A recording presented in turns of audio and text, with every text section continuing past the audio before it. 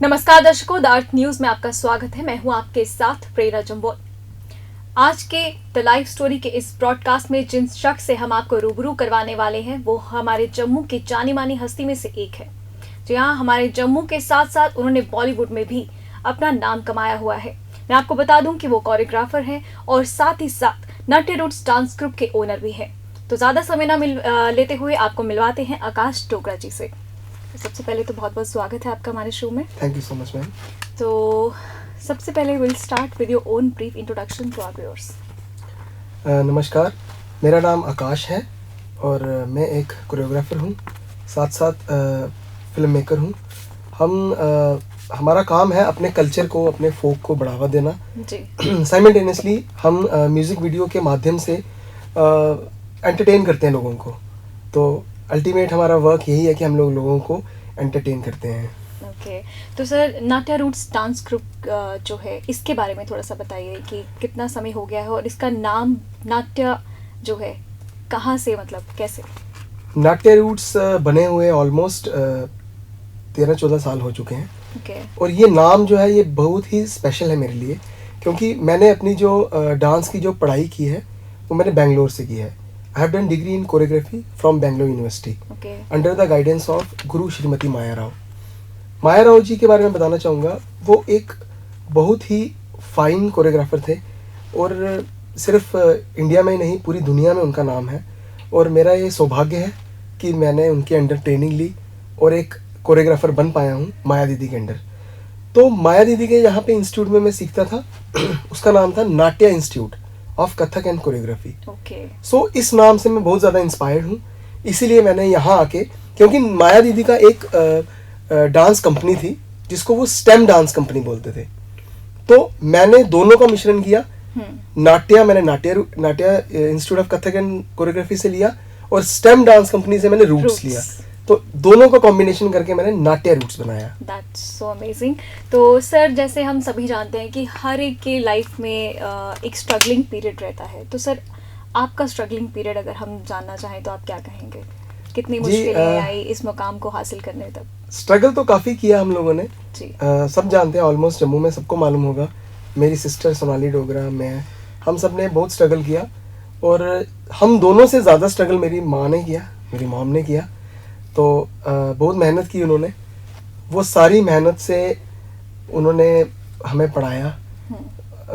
मुझे याद है वो she used to stitch salwar पता ना आपको? जी। सलवारें सिया करती थी मेरी मॉम।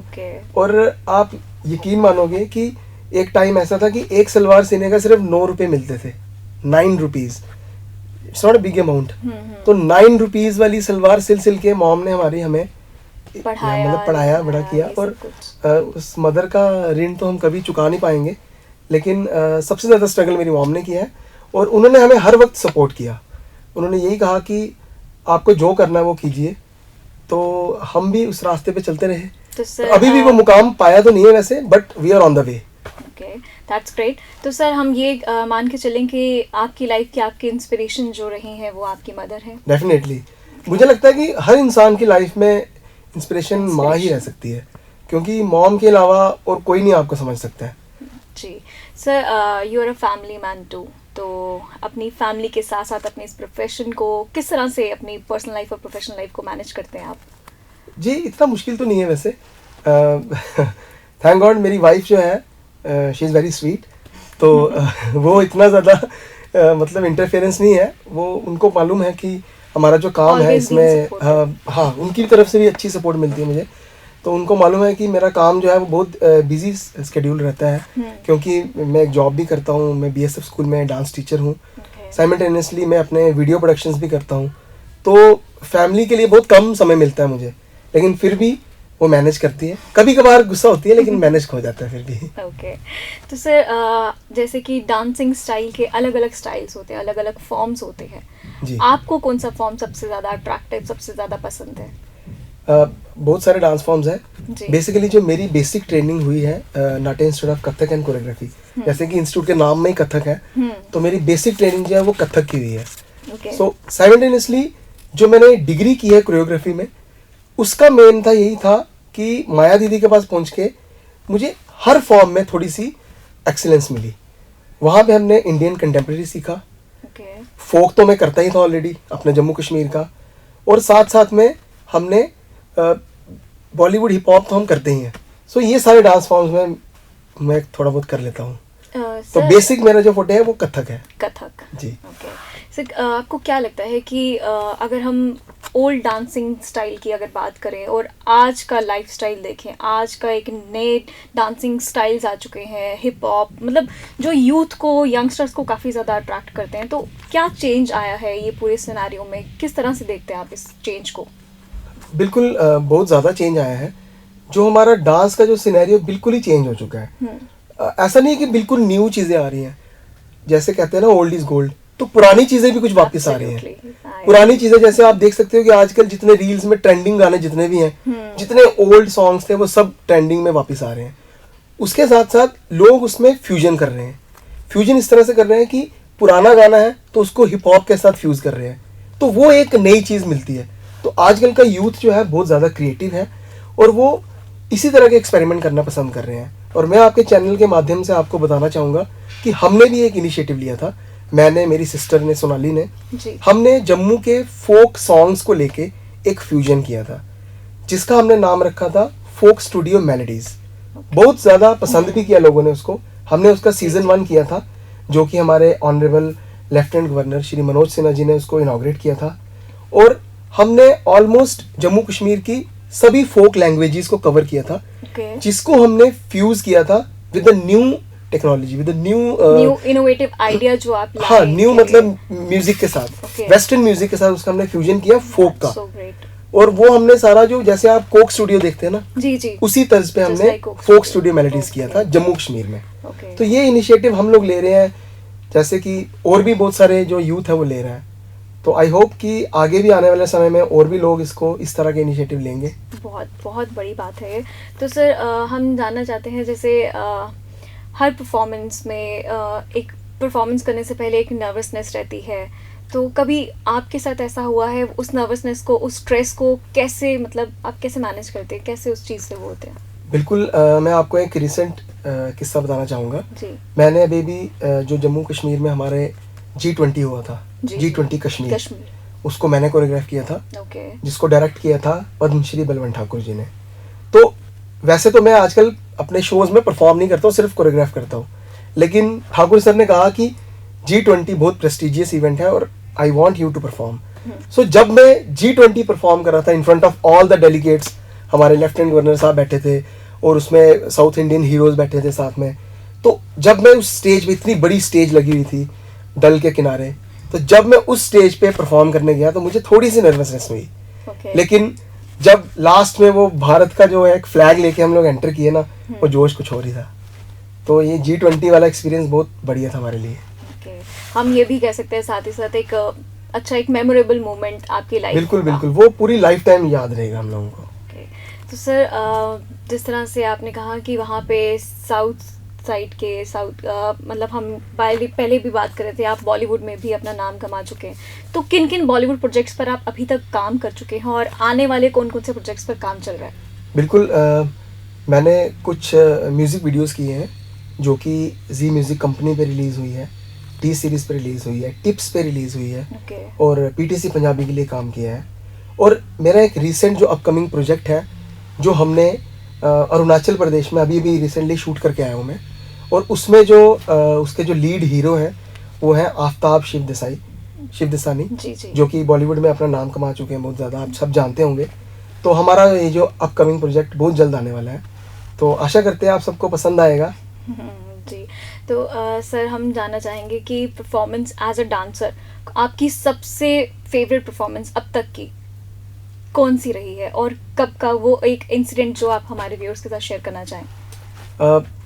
मैं आपको भी ये G20 वाला ही किस्सा बताऊंगा, क्योंकि मेरी सबसे फेवरेट परफॉर्मेंस है उसमें। हमने भद्रवाही डांस कोरियोग्राफ किया था एक, तो उसका नाम था मेरो रुमाल। तो वो मेरा बहुत ही फेवरेट सॉन्ग है और मुझे उसको कोरियोग्राफ करते हुए इतना मज़ा आया, और मैंने उसको खुद परफॉर्म किया। अदरवाइज मैं सोचता हूँ कि यार नहीं परफॉर्म करूँ तो चलो मेरे डांसर्स ही करें, बट वो मुझे इतना पसंद आया कि मैंने खुद उसको परफॉर्म किया। I really enjoyed it lot. Sir आप कोरियोग्राफी करते हैं और स्टूडेंट्स को सिखाते हैं, तो सर हम देखते हैं कि अभी जैसे वेडिंग सीज़न जब चलता है तो आजकल ये ट्रेंड भी बन चुका है, वो कोरियोग्राफर्स को हायर करते हैं लेडीज संगीत के लिए, फंक्शंस के लिए। तो सर क्या इसमें भी आपका रुझान है? बिल्कुल बिल्कुल, मैं करता हूँ इसमें। अभी हमने बहुत सारी वेडिंग कोरियोग्राफीज भी की हैं। आजकल जैसे दो तरह का ट्रेंड है। एक तो हम उनके घर जाके, जो भी वेडिंग जिनके घर जाके मामा मामी चाचा ताई उन सबको सिखाना है, जो भी रिलेटिव्स है उनको सिखाना है। Okay. और एक होता है कि वेडिंग में परफॉर्म करना है। तो हमने दोनों चीज़ें की हैं। वेडिंग के जो जितने भी रिलेटिव्स थे उनको सिखाया भी है, और उनकी परफॉर्मेंस, उनके वहाँ पे स्टेज परफॉर्मेंसेस में परफॉर्म भी करवाया है, हमारे ग्रुप ने परफॉर्म किया है। तो दोनों जगह पे हम जा रहे हैं, दोनों अच्छा एक्सपीरियंस है। ओके सर, तो सर जिस तरह से आप सभी भी जानते हैं कि हमारे इस सेगमेंट में एक छोटा सा रैपिड फायर राउंड रहता है, तो शैल वी स्टार्ट? बिल्कुल। Okay, what do you like to do when you not dancing?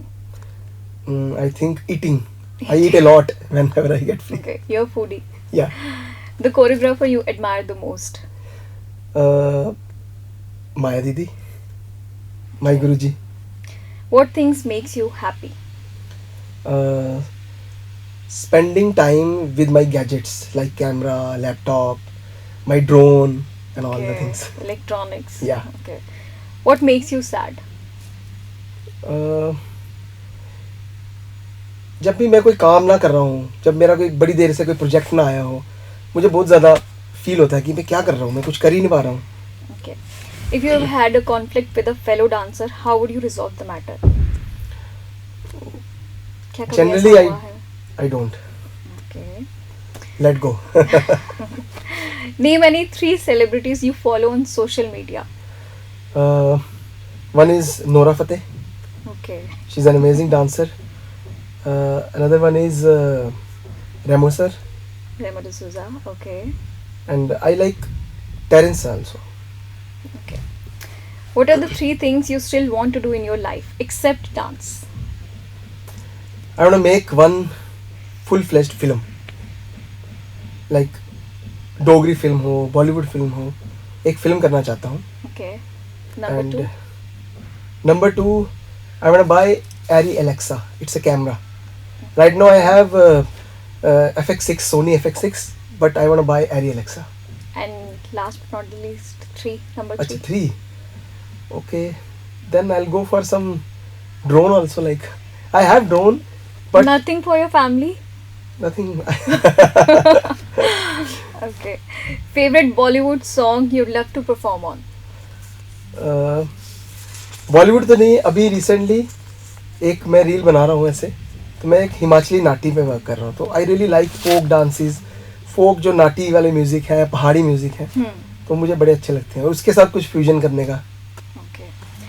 अच्छा, rate them according to your preferences. Okay. Folk dance, salsa, contemporary और hip hop? फोक डांस तो number 1 Number 1. Always, number 2 hip hop, number 3 contemporary, last में salsa. Salsa. Okay. Okay. If you could be on a reality TV show, which one would you choose and why? I think dance India dance. तो sir हम ये भी जानना चाहेंगे कि कभी आपने ऑडिशंस दिया, कभी आपकी लाइफ में कोई ऐसा इंसिडेंट हुआ कि आप ऑडिशंस के लिए गए हो? नहीं, मैंने कभी ऑडिशंस ट्राई नहीं किया, शायद मौका ही नहीं मिला मुझे, क्योंकि जब मैं जम्मू में था पहले, बिना अपनी स्टडीज़ के, तो मैं फोक डांस करता था। फिर मुझे लगने लगा कि कुछ इतना ज़्यादा अचीव नहीं कर पा रहा हूँ। फिर मैं बेंगलोर चला गया, वहाँ मैंने ऑडिशन दिया अपने कॉलेज के लिए। तो लकीली उस ऑडिशन में मैं पास हो गया, Select. और मेरी वहाँ पे जो है एडमिशन हो गई कॉलेज में। फिर मैंने 4 साल वहाँ पे जो है पढ़ाई की अपनी। उसके बाद वापस आते ही मेरी डांस की फील्ड में जॉब लग गई, तो उसी में इन्वॉल्व रहे, तो मौका नहीं लगा मुझे। अगर लगता तो ज़रूर मैं उस समय DID में ज़रूर जाता। DID. Okay. Describe yourself in 3 words. Honest, hard worker, और थोड़ा सा वो, मतलब क्या बोलते हैं, काम को लेके अपने, मतलब Dedicated. Dedicated. Okay, that's great. Okay, last but not the least, हमारे यूथ को आपकी तरफ से क्या मैसेज रहेगा?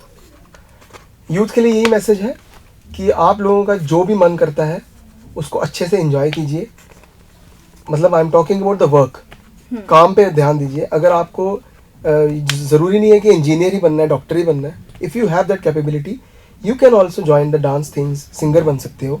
और प्लीज़ नशे से दूर रहो. नशे ने ऑलरेडी हमारे जम्मू कश्मीर को डिस्ट्रॉय कर दिया है. तो प्लीज़ आजकल का जो यूथ है उनसे मेरी रिक्वेस्ट है, नशे से दूर रहें.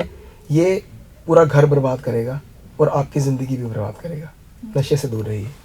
Thank you so much sir, हमसे बात करने के लिए और हमारे व्यूअर्स के साथ रूबरू होने के लिए. Thank you so much. Thank you ma'am. So दर्शकों, ये थे हमारे साथ आकाश डोगरा, यंग और एनर्जेटिक कोरियोग्राफर ऑफ जम्मू, जिन्होंने हमारे जम्मू के साथ साथ बॉलीवुड में भी अपना जो है पैर जमा दिए हैं. और आगे आने वाले समय में हम इनके और भी बड़े बड़े प्रोजेक्ट्स जो हैं वो देखने को मिलेंगे. तो इसी तरह से अगले हफ्ते फिर हाजिर होंगे एक और नई शख्सियत के साथ, आपको रूबरू करवाएंगे. तब तक के लिए देखते रहिए the earth news with me Prerna Jamwal.